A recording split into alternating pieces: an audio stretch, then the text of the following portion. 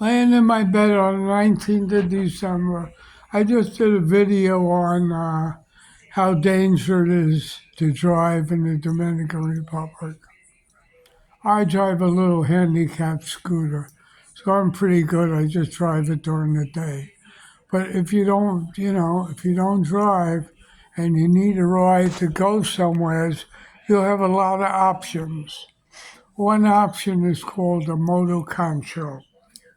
They usually cost between 50 pesos and 100 pesos for local things and, going to Sosua, Chatamica, Monte. And they also have something called a guagua.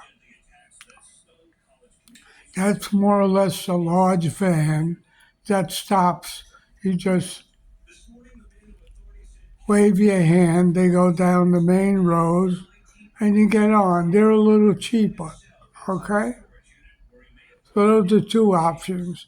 Then you have buses that go from, say, Sosua to Santo Domingo to Santiago to Punta Cana.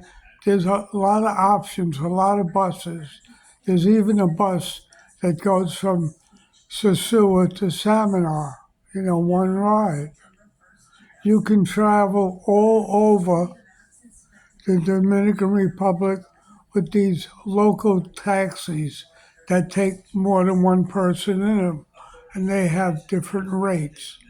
That might be from uh, Sosua or Cabarete, 100 pesos. So there's a lot of options to go on. The motor conchos, no matter where you are, they're not more than 100 pesos. So don't overpay. Always ask the magic word Cuanto. They'll tell you how much. If you don't like the price, you feel it's too high, just ask another one. You know, that's your options. But don't get ripped off. That's the main thing. And with a motor concho, I've never heard of it that they rip you off while you're on the bike. Motor conchos might see a chain and they go by and rip it off your neck, but never. The problem in Sosua, the motor conchos, most of them don't have these motor vests, so they're regular people, and you got to be careful. In Puerto Plata, they have vests on. It's more civilized. Here, it's like you don't know what you're getting into, but most of them are honest people, so you don't have to be afraid. And that's the main thing. You don't need to rent a car. Everything is there right in front of you. And if you have any questions, you ask the police guys. They all speak English, most of them, they'll tell you.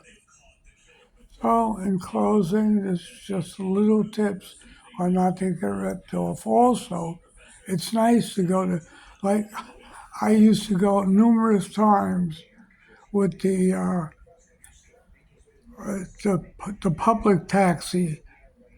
In other words, it takes about 4 or 5 people to Cabarete. I used to go there and walk around Cabarete, see a nice girl. I used to get BJ's for sometimes 200 pesos.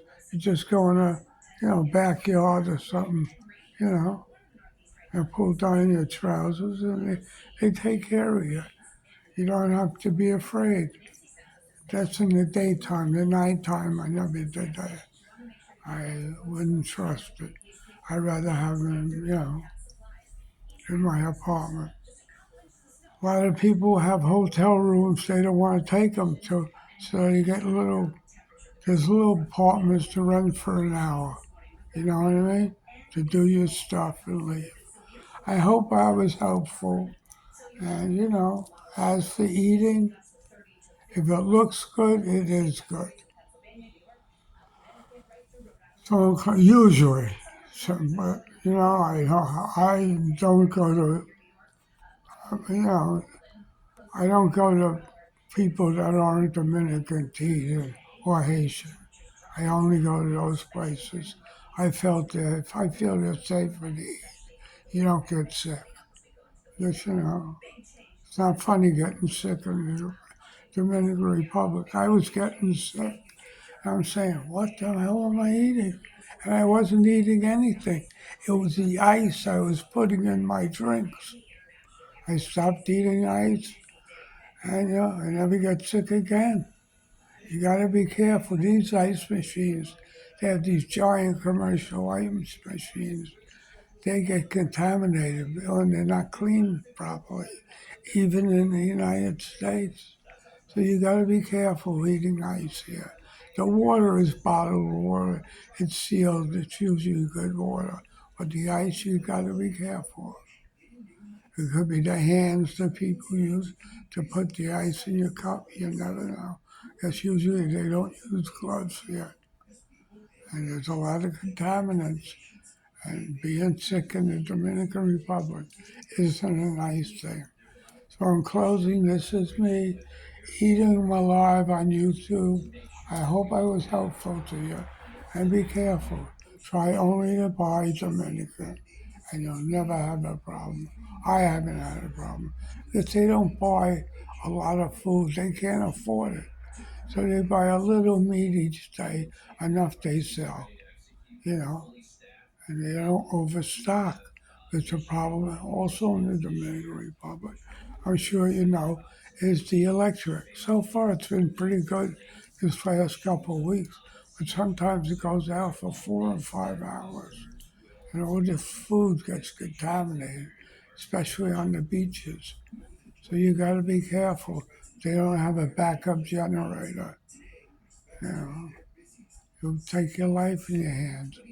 So this is me, the master of politics, and I eat 'em live, signing off. Have a nice day.